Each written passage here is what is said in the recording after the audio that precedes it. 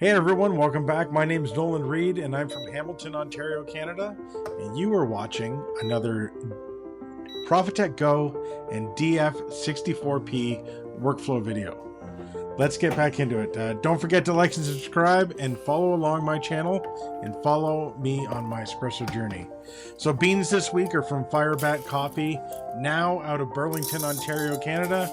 They just recently moved and set up shop from Oakville, Ontario, over to Burlington. I got the opportunity to go in and have a couple of coffees, and I grabbed these fresh beans from them.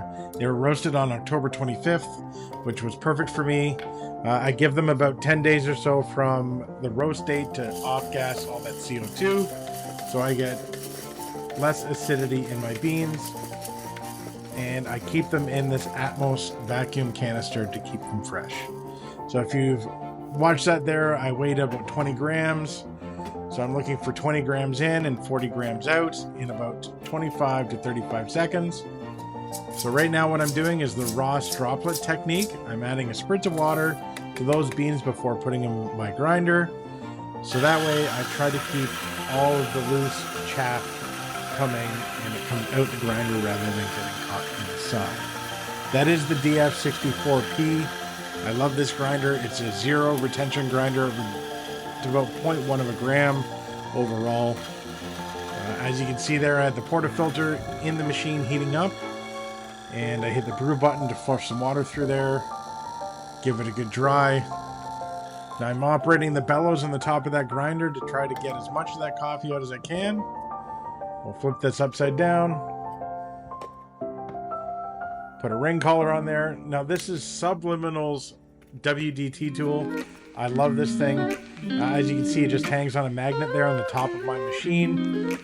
It's real easy. It's not as delicate as my Normcore one that I had. I found I was bending the needles trying to get it back into the holder with all the bristles on the bottom.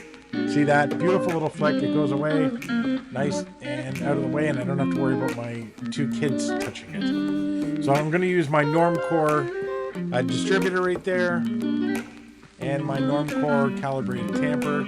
So both of those are 58.5 millimeter. I'm also putting in a 58.5 millimeter puck screen. We'll get that locked into the group head. Pull out one of my cups. And we're going to reset that scale.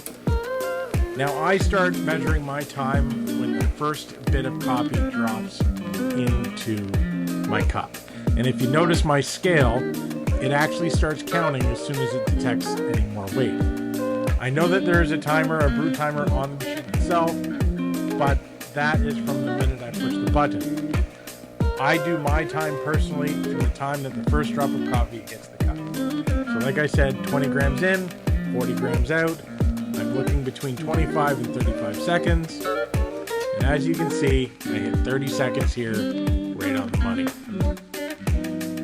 All right, so we'll take the cup out of here. We'll knock that puck out of the portafilter. It come out nice and clean. We're going to wipe off our scale. I'm going to flush a little bit of water out through that group head, give it a good wipe. We'll shut the scale off because we don't need it anymore, and I'm going to turn my steam button on. Put some things away. And I'm going to get ready to steam. So this machine heats up very quickly. Like I said, there you go. Firebat Coffee, check them out. This is a darker bean. I do love this bean. It's a good, strong, bold flavor, especially with the milk or latte drinks. I find that most places the coffee's not strong enough and it just tastes more of milk. I like mine very strong. I typically drink my coffee black. So I am purging water out of my boiler here. And this is actually the Profitec Go manual. It tells you to do this. So that way you're making room because this is a single boiler unit. So you're making room in the top of the machine for that steam space. So what I do now is I actually use that hot water to wet my cloth, and I use that to clean my steam wand when I'm done. All right, so we'll start getting the steam wand in there. We'll crank the steam in. You can see the nice turbulent flow I have in there. I do find that this machine does milk drinks very well.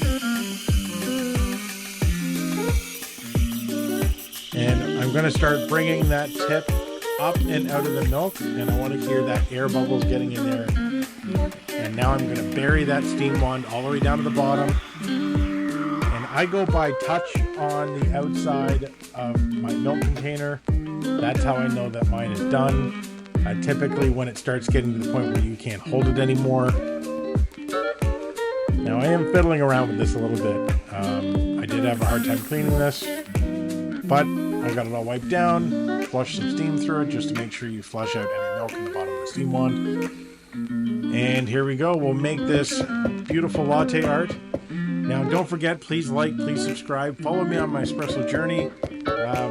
Post a comment below, ask me any question you like. I will try to make a video to help you guys out along the way.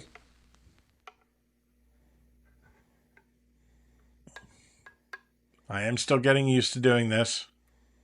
So here we go. For Halloween, made a nice little pumpkin. All right, guys, thank you very much for watching. I hope you enjoy this, and we will see you on the next one.